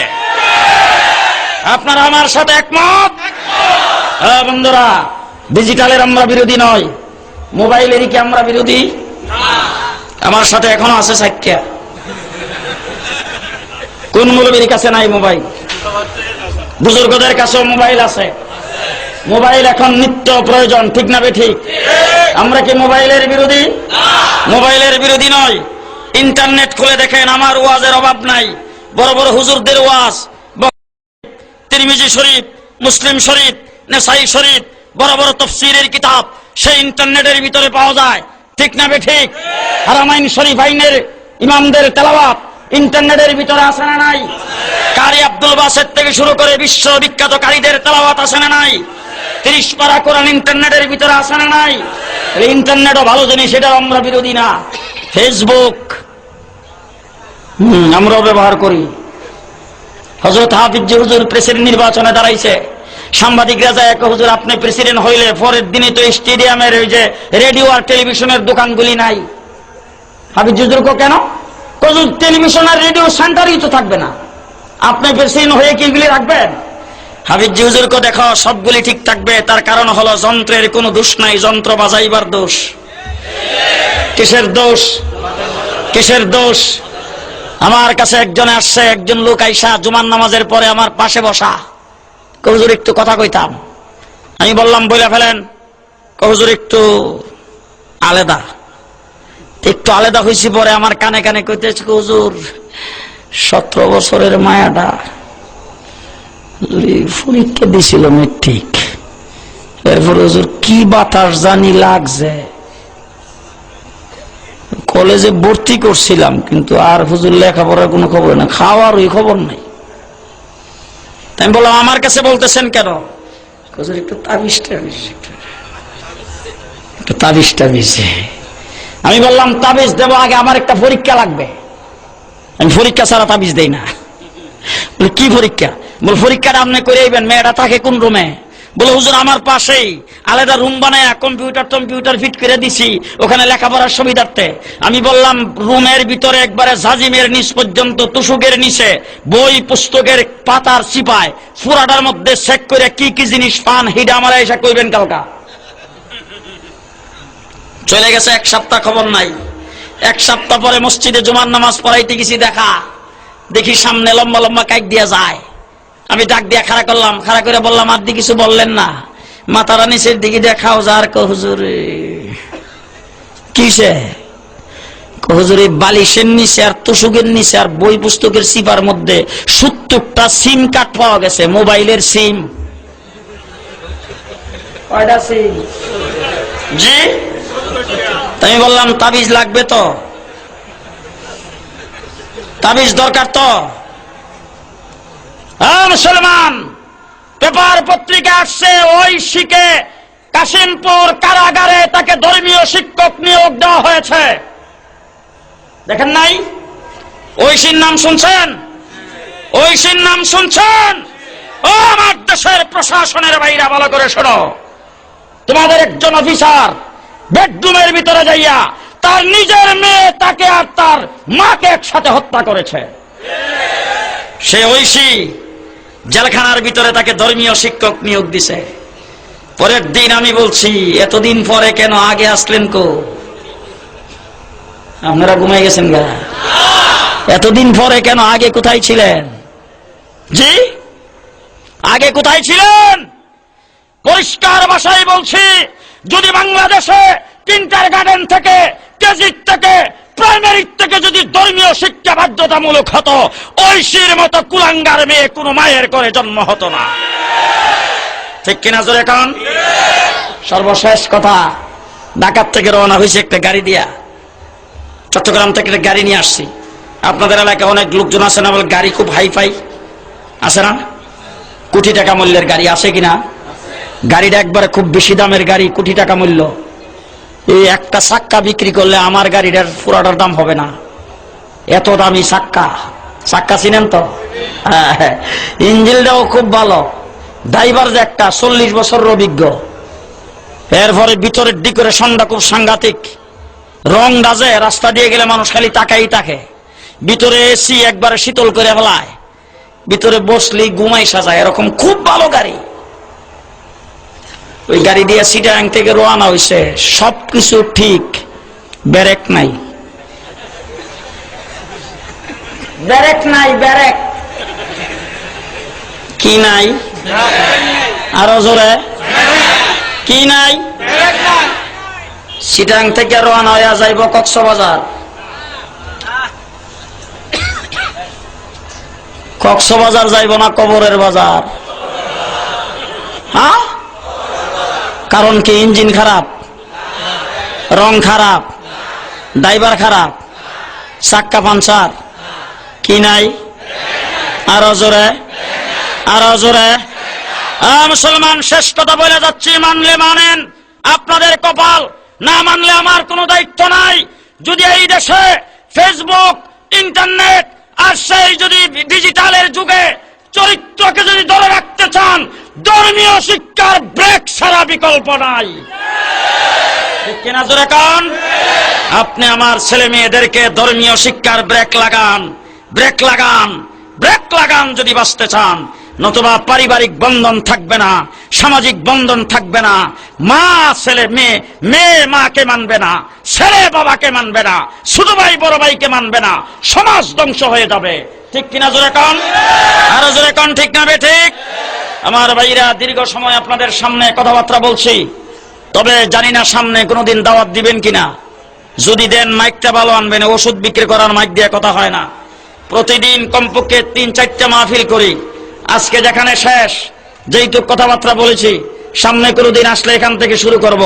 আল্লাহ তৌফিক দান করুক, সকলে বলেন আমিন। আরো জোরে বলেন আমিন। মাহফিলের যারা ইন্তজাম করেছেন, দোয়া করব আল্লাহ পাকের দরবারে। শোনেন, ভালো করে শোনেন, বসেন। আল্লাহ পাকের দরবারে দোয়া করব, এই সংগঠন এবং এই মাহফিলের ইন্তজাম কিয়ামত পর্যন্ত আল্লাহ যেন জারি রাখেন। সবাই জোরে আওয়াজ করে বলেন আমিন। আরো জোরে বলেন আমিন। এই ইসলামী সংঘকে ধন্যবাদ, সমাজ কল্যাণ সংঘকে ধন্যবাদ ও মুবারকবাদ জানাচ্ছি। এখানকার প্রশাসন নিচের থেকে উচ্চ স্তর পর্যন্ত এই মাহফিল অনুষ্ঠানের জন্য সহযোগিতা করেছেন। আপনাদের সকলকে ধন্যবাদ জানাচ্ছি। সরকারি বেসরকারি সর্বস্তরের লোকজন যারা এখানে আগমন করেছেন, সবাইকে ধন্যবাদ ও মুবারকবাদ জানাচ্ছি। আজকের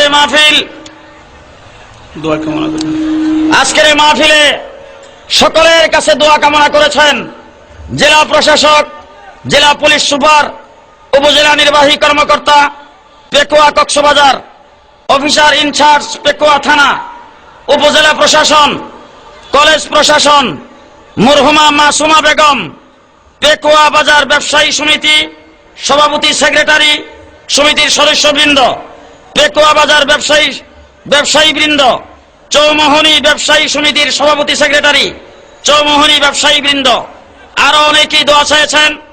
বিশেষ করে আমি আপনাদের কাছে দোয়া চাবো, এই সদস্যবৃন্দের জন্য আপনারা সকলে দোয়া করবেন। এই মাহফিলের সভাপতি সেক্রেটারি সহ সকল সদস্যদের জন্য দোয়া করবেন। আমি শুনেছি মাত্র 7 জন লোক একত্রিত হয়ে এই মাহফিল শুরু করেছিল, আজকে 500-র উপরে তাদের সদস্য। এই এলাকার প্রতিটা মুসলমানকে সদস্য হওয়ার তৌফিক দান করুক, সকলে বলেন আমিন। আরো জোরে বলেন আমিন। যাদের জন্য দোয়া চাওয়া হয়েছে, যত মুর্দেগান কবরে আছে, সকলের ইসালে সওয়াব হিসাবে দাঁড়ানো যারা আছেন, আপনারা একটু মেহরবানি করে বসেন, দোয়া হবে। দোয়া, রব্বুল আলামিন আমাদেরকে মুসলমান হিসাবে কবুলের মঞ্জুর করো, তোমার দ্বীনের জন্য কবুলের মঞ্জুর করো। এই ইসলামী সমাজ কল্যাণ সংঘকে আল্লাহ তোমার কোরআনের জন্য কবুল করো। আল্লাহ এই সমাজ কল্যাণ পরিষদকে তোমার কোরআনের জন্য কবুল করো, তোমার দ্বীনের জন্য কবুল করো। এই সংগঠনের সাথে যারা নাম লেখাচ্ছেন, সংগঠনের সকল সদস্যদেরকে আল্লাহ যারা লেখাপড়া করে তাদের জেহেন শক্তি বাড়ায়া দাও। আল্লাহ ভবিষ্যৎ জাতির জন্য তাদেরকে গঠন হওয়ার তৌফিক দাও। আল্লাহ যারা ব্যবসা বাণিজ্য বিভিন্ন কাজকর্ম করে, সকলের কাজের মধ্যে তুমি বরকত দাও।